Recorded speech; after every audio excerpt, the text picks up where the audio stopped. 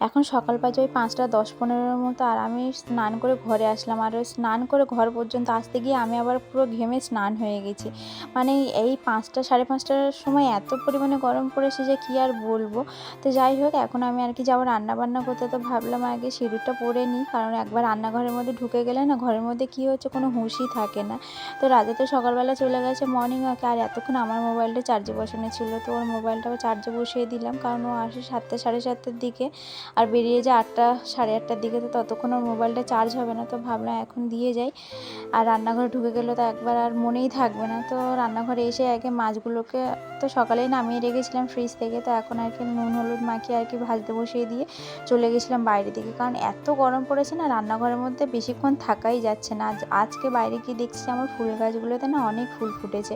আর জানো তো, এই লক্ষ্মী জবাটা যখন বাবা এনে দিয়েছিল তখন আমার একদম পছন্দ হয়নি, কিন্তু এখন কিন্তু ফুলটা আমার বেশ পছন্দের হয়ে উঠেছে।